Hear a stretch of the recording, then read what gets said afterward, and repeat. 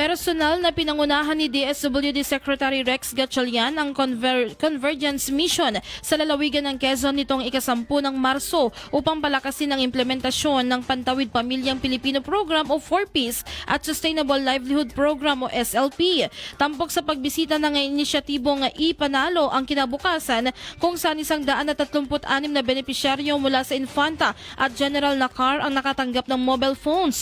Sa pakikipagtulungan sa Globe, GCash, BPI Foundation, Ayala Foundation at Land Bank, layunin nitong ihatid ang digital financial inclusion sa mga pamilya sa geographically isolated and disadvantaged areas. Gamit ang teknolohiya, mas mabilis at ligtas na silang makakatanggap ng cash grants nang hindi na kailangang bumiyahe ng malayo o pumila sa mga ATM.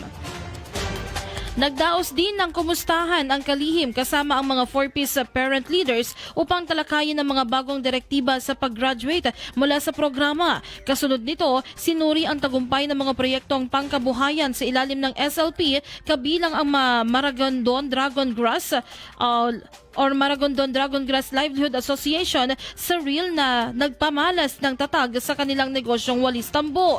Binisita rin ni Secretary Gatchalian ang bagong evacuation center na naipatayo sa pamamagitan ng programang Kalahi CIDSS, isang pasilidad na sumisimbolo sa mas matatag na kahandaan ng komunidad laban sa kalamidad. Ang misyong ito ay bahagi ng pangako ng DSWD na ilapit ang serbisyo sa bawat Pilipino tungo sa isang inklusibong pag-unlad. IFM News.